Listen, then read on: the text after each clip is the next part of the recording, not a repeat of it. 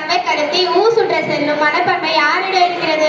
சொந்த நாட்டின் ஜனநாயக கடமையை கூட செய்ய திராணி இல்லாதவரிடம் எப்படி நாட்டு பற்றி இருக்கும்? சரி, அதெல்லாம் விடுங்க. இப்பெல்லாம் தேர்தல் நாள் அன்னைக்கு விடுமுறை எடுத்துட்டு வீட்டுல தூங்குறவங்க மத்தியில எப்படிங்க நாட்டு பற்றி வளரும்? மிக அருமையாக வாதாடினாங்க. இப்போது வளர்கிறது அணியிலிருந்து ஷாலினி பேச வராங்க. தேர்தல் பற்றி பேசுறீங்களா? கடந்த சில ஆண்டுகளாக நகரங்களிலோ கிராமங்களிலோ வாக்களிக்கும் இளைஞர்களோட சதவீதம் உயர்ந்துகிட்டே வருது.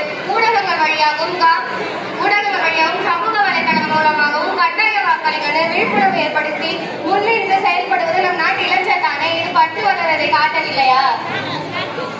மிக அருமையான பதிலடி கொடுத்தாங்க வளர்கிறது அணியிலிருந்து. இப்ப தேய்கிறது அணியிலிருந்து நவீன் பேச வராங்க.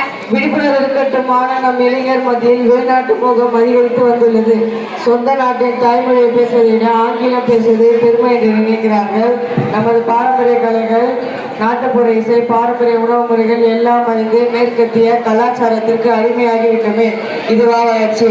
முன்னெல்லாம் நம் பாரம்பரிய களி, கேழ்வரகு, கம்பு போன்ற உணவுகளை சாப்பிட்டாங்க. இப்ப பார்த்தா பீஸா, பர்கரை சாப்பிடுறாங்க. பாரம்பரியத்தை கடைபிடிக்கிறதுல எங்கும் ஈஸியா வளரும். எனக்கு வாய்ப்பளித்த நடுவரமாக நன்றி.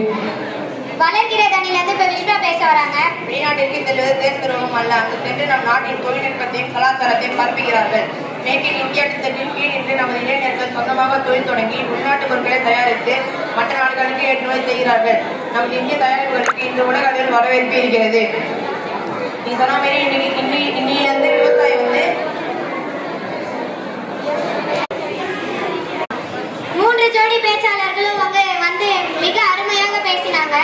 என்னோட நடுநிலையான முடிவு என்னவென்றால், அவசர காலங்களிலும் சரி, சாதனைகளிலும் சரி, நமது தமிழர்களும் இந்தியர்களும் காட்டும் ஒற்றுமையும் தேசத்தின் மீதான பற்றும் நாளுக்கு நாள் வளர்ந்து கொண்டுதான் இருக்கிறது என்பதே உண்மை. எனவே நாட்டு பற்று வளர்கிறது என கூறி எனக்கு தீர்ப்பை கூறி பட்டிமன்றத்தை இத்தோடு நிறைவு செய்கிறோம். நன்றி.